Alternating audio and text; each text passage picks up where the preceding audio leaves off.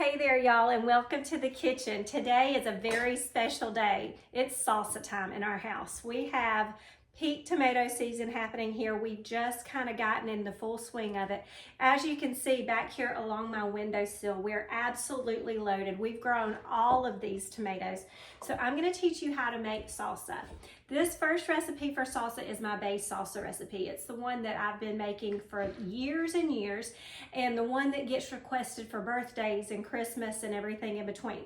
So I'm going to take some of our fresh tomatoes, and if you're doing this and you're just buying your tomatoes outright, I tell people generally the difference between how I measure how many tomatoes. If I'm using a regular round tomato like this, I say 4 to 5 good size medium to large tomatoes. But if you're working with a Roma tomato, which is one I actually say you can use in the off season, they're going to be more of an oblong tomato like this. But this is small for Aroma. I grew this, and there's no chemicals or Miracle Grow or anything like that on it. So they're a little bit smaller.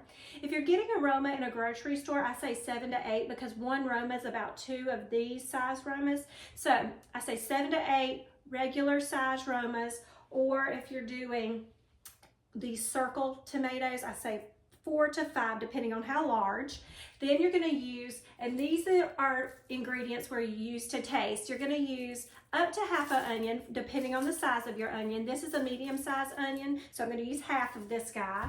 We're going to use a bunch of cilantro kind of broken in half because we're going to use half for this recipe and half for a little different recipe. But I'll show you what I've got. I'm sitting here trying to get it all apart. I've got a boatload because we're going to make a lot of different recipes today. So cilantro is going to go in multiple different ones. This is 2 bunches, so I'm going to just take what I would call a handful of cilantro for this recipe, and you use your cilantro stem and all. Anytime you have your stem, it's also going to add flavor to your salsa.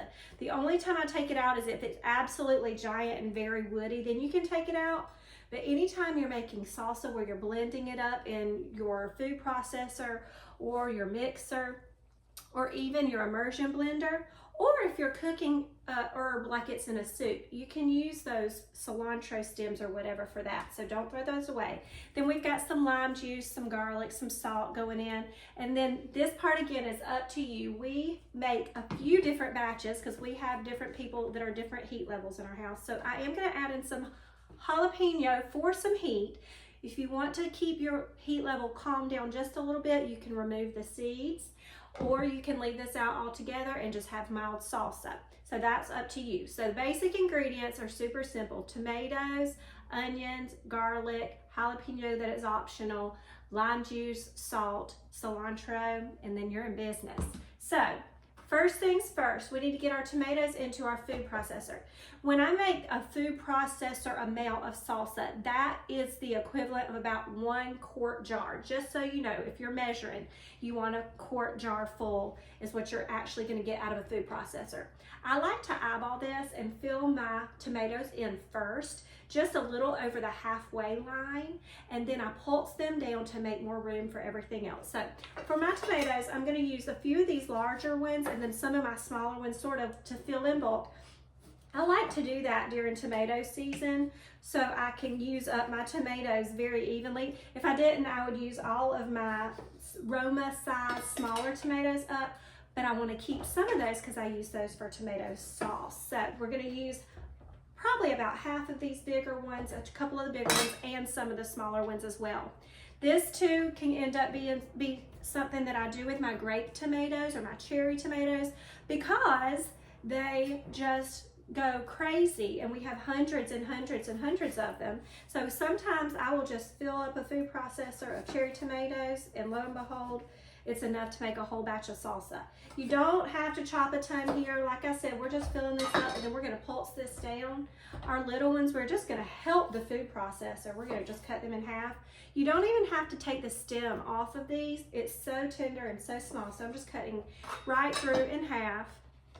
So all in all, I'm probably going to do about 10 or 12 of these smaller Roma size tomatoes and then 2 of these bigger ones and see where we're at. I'm just looking through to get the ripest ones. This is actually something that I have taught on live television. I've taught this in schools. I've taught this recipe all over the place. We did it on our local news. Like I said, though, this is my go-to. This is what people ask for me more than anything. I get this recipe request first and foremost, or if I'm coming somewhere, hey, by the way, will you bring some salsa? I always make salsa before we go to the beach. I bring it with us. Usually I bring it in half-gallon jars to the beach, or I just load us up because that is prime tomato season, and I take all of the ingredients right out of the garden and I make it when we get there. Okay, so like I said, I'm gonna pulse these tomatoes, get them worked down just a little bit to leave some space in my food processor for some other stuff. But see, it's a little over half full, and then we're gonna just pulse that down. Okay, now for some more ingredients. I'm gonna get that cilantro in there that I was talking about. And this is one of those ingredients that I like to tell people as much or as little as you like, number one. Number two, there are people that don't do cilantro, but I am not one of those people that can say, leave it out, you won't notice the difference. That's not true. You will notice the difference, and you don't want that flavor. Parsley, though, to me does not replace it in every recipe, and this is one of those recipes. I wouldn't say replace your parsley with cilantro with your parsley. But an herb I would say you can do a swap out for is do some scallions, some green onions in here, just to get that green and almost garlicky onion flavor. That's gonna offer you more flavor. So put some scallions in here, maybe pull back on your regular onion as itself. So I'd say maybe 1/4 of a regular onion, and then do maybe 3 or 4 scallions. That's gonna up your green fleck in here. And then I also too like to say, under those circumstances, get yourself a bell pepper if you don't want heat, or make sure you get a jalapeno pepper in there. Get the seeds out if you don't want much heat. Just get something green into your salsa. So, okay, we've got our cilantro in. I could use half of a bunch and not miss a beat because I like heavy cilantro for me. I use cilantro almost like I use lettuce on my taco. I use so much. Now we're gonna do 2 tablespoons or so of garlic. And if you're getting the jar garlic, you can just scoop out a heaping tablespoon or 2. I've got cloves here, so I'm gonna use about 4 cloves, and I'm just gonna use the side of my knife, and I'm gonna bust the side of that with my knife, and it's gonna get the garlic right out of its jacket. And it does most of the work for you. It does a little bit of that chopping while it's getting out of the jacket at the same time to mash it with the side of your knife. Just like that. Then we're gonna get it in our food processor. If you're using fresh garlic, just know that the flavor of fresh garlic goes a little bit farther than the flavor of the jar garlic. It's just a little bit fresher and more powerful of the flavor. So 3 to 4 cloves of the regular garlic, or a couple tablespoons of what you've got in the jar goes in. Now for my lime, you can use lemon juice or lime juice. If you use a lemon, typically I use just about half of a lemon because that is a lot more juice. But I'm gonna start with the juice of 1 lime, depending on how juicy it is. If it's not giving me a lot of juice, we're gonna go with 2. All in all, I want about 3 tablespoons of lime juice, so we'll see where we land for that. And usually I taste test to test it, but at this point I can pretty much tell by sight, just because I've had some practice. By now I should have. Salsa is one of the first things that I started making from scratch, and it's so easy to make once you see how to do it, especially because we have gardens every summer, and we would just have loads and loads and loads of tomatoes that I would have to figure out how to do something with. And not too many years into our marriage, I was like, yeah, I'm not canning all these. We're gonna have some salsa.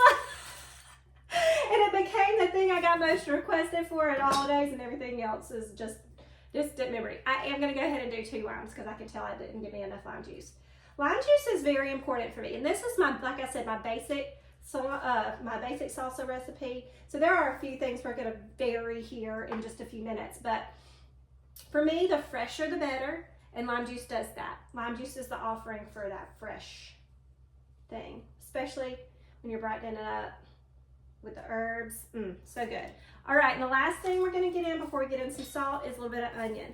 Now this is a medium-sized onion, so I'm gonna use about half of this guy. If he was a lot bigger, I'd use about 1/4. I'm gonna get half of him in here, and I'm just gonna cut him in half again so he has an easier time getting broken down with everything at the same time. All right. And because I do want a little bit of heat for my husband, because I made a mild batch yesterday, I am gonna add my jalapeno in here.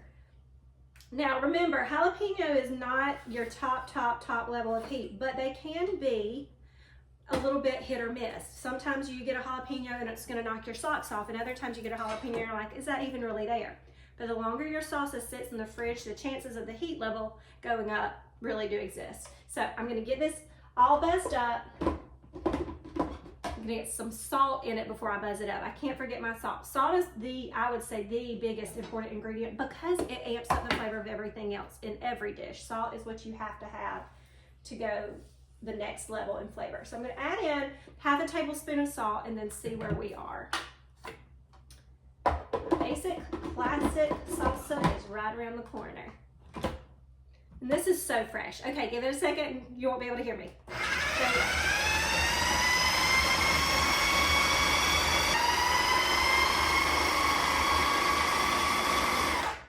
Okay, it's ready to taste. This is the best part. I'm normally not home alone. That never happens, but I am today. So I'm gonna have to be the taster. Boo-hoo. So get me some chips. Normally I call and a few kids come running. I'll say, taste test, I need a taste tester. And then a herd of kids come running, but not today. So I'm gonna pour this out. Another thing I always do is I make sure I keep a distinguished difference between the jars or the bowls that I keep my salsa in so nobody gets a surprise they weren't looking for. Like my daughter's accidentally getting the spicy on accident. So my other jar of salsa is circle in the fridge. So I did square this time so I'll remember. Taste test time. This is where you adjust salt and stuff.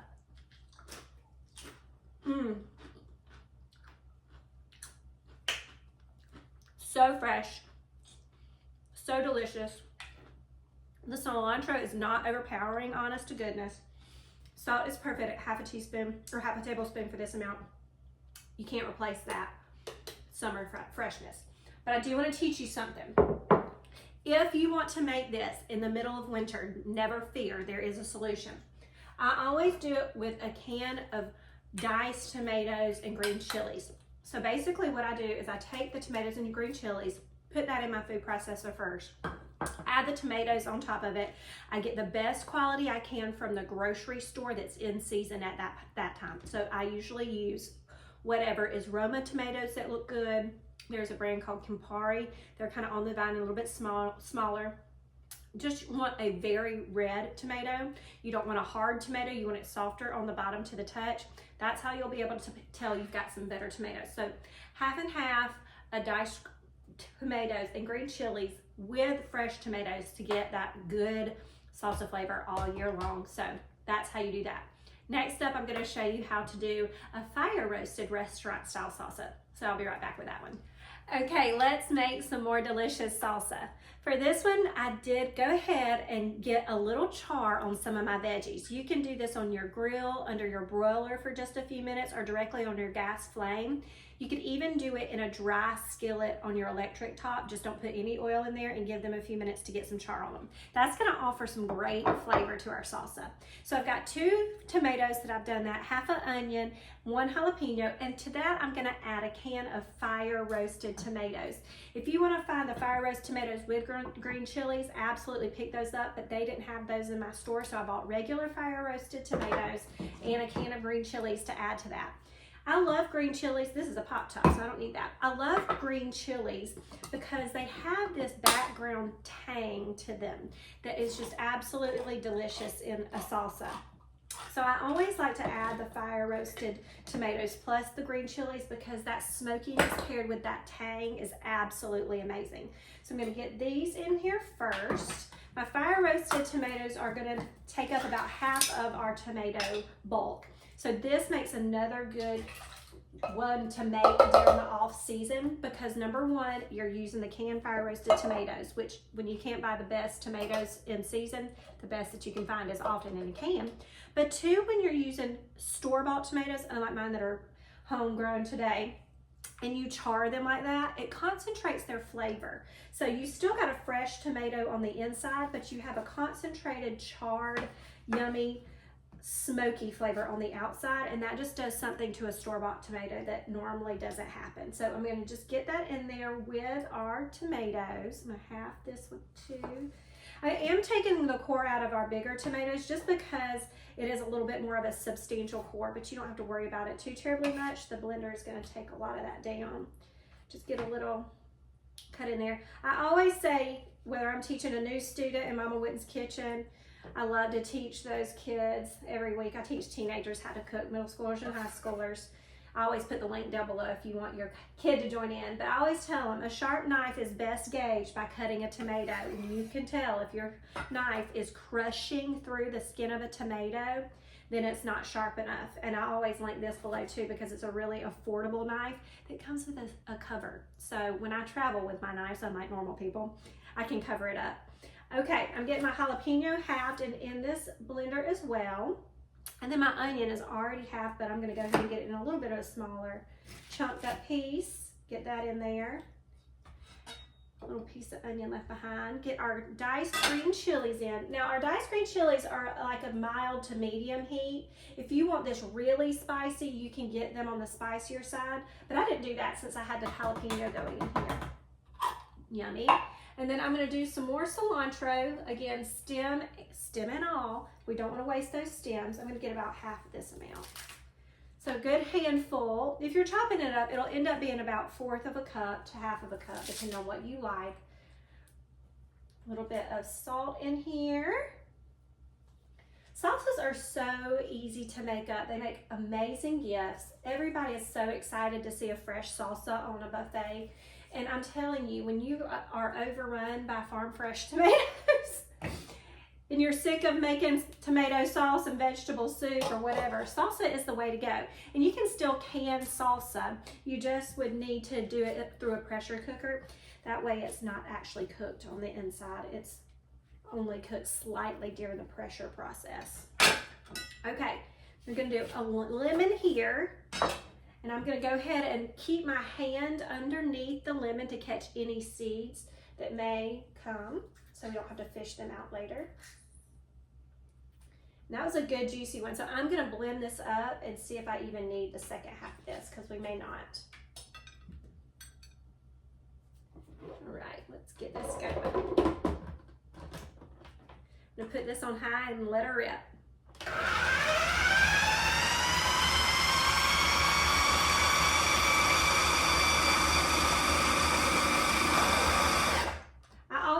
Push down the sides when it's good and full like this to make sure everybody's gotten down in there good. So we're good to go. We just had a couple things stuck in the lid.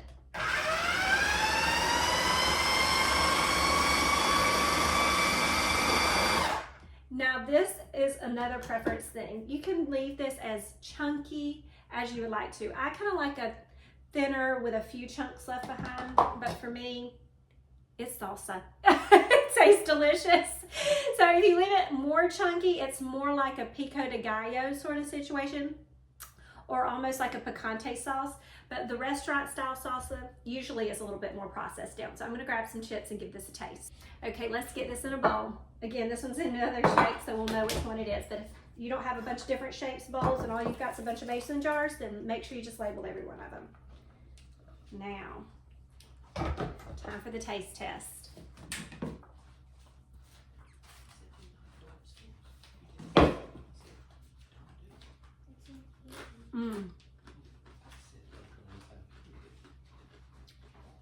The smoky flavor from those fire roasted tomatoes and from charring on the stovetop really quickly, you would not believe what prominent flavor that brings.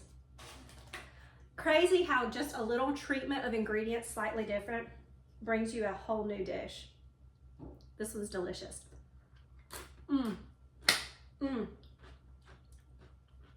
Up next, I'm going to show you how to make my delicious corn and black-eyed pea salsa. This one is a summer poolside favorite, so wait around for me and hang out for that one next. Okay, y'all, this is my black-eyed pea and corn salsa recipe. You could absolutely do this with black beans. You could do this with pinto beans. I do it probably half and half, black-eyed peas and black beans, but this is one of the poolside dips that we love to take with us to all kind of parties. So starting with a can of drained and rinsed black-eyed peas here. Then we have a can of drained whole kernel corn. You can also use the Mexican corn here. That's a good one to have on hand.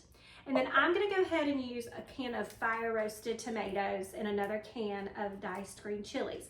If you wanted to, you could absolutely use the Rotel or the diced green chilies and tomatoes that you find in your grocery department already mixed together. I just really love this fire roasted tomato flavor, and sometimes that's hit or miss whether you can actually find that already in with the green chilies. So I'm going to go ahead and get my green chilies in there too. Let's get all those out of here. This is one of those things that is so easy because you pretty much just drop it all in a bowl, mix it up, and the longer it sits, the better it gets. So I've got the juice of a lemon here. You could absolutely use a lime, but I already have half a lemon from our last salsa we made. So I'm gonna do that, and I'm gonna go ahead and do it through my strainer. Okay, there we go. There are a lot of seeds in that boy, and I could tell it. So I was thinking that strainer looks pretty good to assist in the matter. So getting that all squeezed out. You want a good half a cup or so of lemon juice, and that is a very good and juicy lemon. Okay. Then I want a little bit of salt. We're going to go with half a teaspoon of salt here, and then we're going to test it later on. Little pinch of pepper too.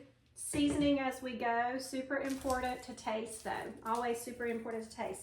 Then I'm going to get a couple of cloves of garlic. That one looks like it might bite me a little bit, so we're going to work with this one. Get a couple of cloves of garlic here, and if you're using the jar garlic, just a heaping tablespoon will do. But I'm going to get about 2 or 3 good sized garlic cloves in here. Anytime you're working with garlic cloves or anything like that, I always like to say about 2 cloves equals a tablespoon of garlic, unless they're just giant cloves, and then you can tell that's going to be a little bit more. So if you don't want to measure it, you don't have to. But you can always go on the shy side and add more if you don't think you like a lot of garlic. But for us, we like garlic. So I'm just like, I don't know why you wouldn't want a good bit of garlic, because we sure do like it. And if everybody eats it, it doesn't make a difference. Slapping the garlic like that, like I said, gets that jacket off super easy. Another thing I teach my students. It's funny to see their eyes light up when you show them a trick like that. Like, we've never thought of that before. It makes it super easy to mince it down when you bang it on the knife, side of the knife like that, because it's already kind of halfway done with the work. But honestly, when you put raw garlic like this in something and you let it sit and marinate with the acid that's in the tomatoes and in the lemon juice, it actually starts to cook it a little bit. So at first it is going to be raw-ish garlic, but after it sits, that marinating will happen and the acid will do its little bit of cooking thing, and you won't have that raw, pungent, garlicky taste as much. Unless you want it, and then just eat it on purpose like that. Okay, cilantro. And I'm not going to put jalapenos in this one. I think the flavor of the diced green chilies is going to be a plenty, so we're just going to stick with that. I'm going to get some cilantro in here. I'm going to save a little bit off to the side to garnish on top, just because once I mix it all in, I want a hit of green at the very end. And I'm also going to go ahead and chop in a fresh tomato. That's one of the reasons I love to do this during the summertime, is because not only do we use that fire roasted tomato for flavor, but we add that fresh pop of fresh tomato in there for that good punch of summertime goodness. Anytime we do poolside dips or anything like that, I just love to have some freshness while I'm out there in the heat. So 1 tomato gonna go in, and honestly, just this little bit of chopping is all the work that you're gonna have to do. Everything else was just opening up cans. I am gonna put half of an onion in here. You could absolutely do green onions if you wanted to do that and keep it all herbaceous, but I've got my onions out. I've got a Valdalia over here that looks really good. But like I said, if you grow green onions, if you've got a bunch on hand, you do you. You can use your green onions instead of your cilantro if you want to. The more freshness though that you put in here, the happier you're going to be, I guarantee you. Especially when the freshness is in season. It's too good to miss it right now. Okay. Last thing. And this is a Vidalia onion. You can use a red onion, whatever looks good in your produce department or whatever is on sale.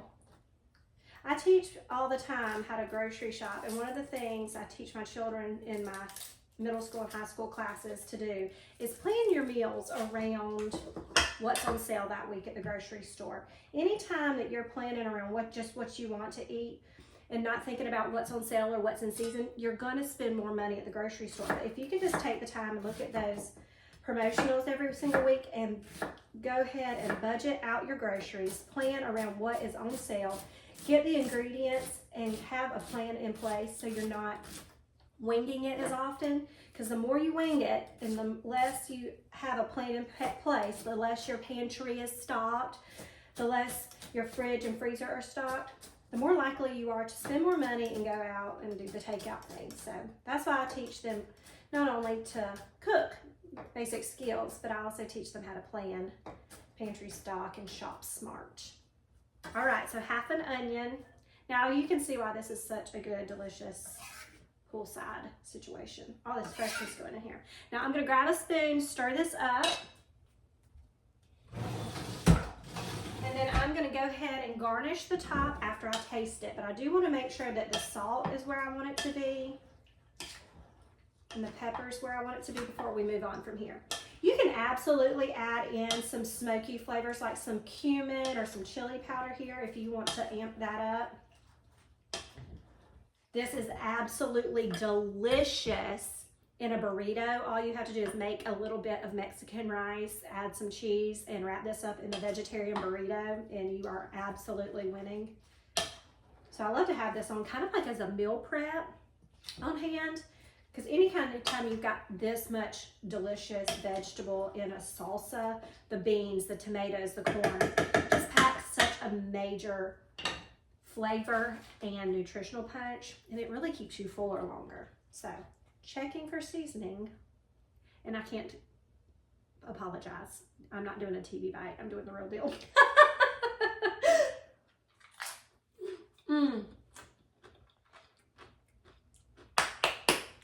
Food should make you excited.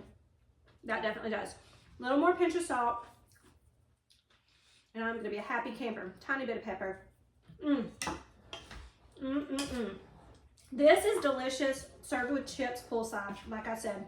It also is delicious to jazz up any taco. But honey, if you want to put this on a piece of grilled chicken, that is impressive. That is impressive. All right, little garnish on top, and we are going to be in business.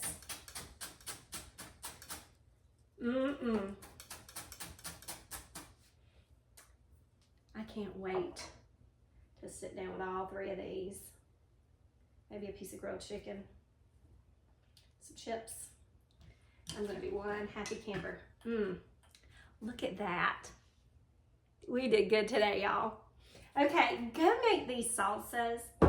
Always remember I've got my knife link down below, and I've got the link to Mama Whitten's Kitchen if you've got a teenager who's interested in taking cooking classes. I actually have had a couple mamas message me this week and say, hey, I signed my teenager up, but can I take them too? And the answer is absolutely yes. It's a family subscription. So anytime you want to take the cooking classes that you've signed your kid up for, have at it. Go for it, and the more the merrier. So I have that down there, as well as my Shortcut Suppers digital cookbook and my Pantry Staple guide. I talked to you about how to stock your pantry. Well, I've got a guide that's for free that helps you do that. All that's down below. I am going to enjoy these dips. I think some people have come home, so I may have to share. But until next time, happy cooking, y'all, and have a good summer. I'm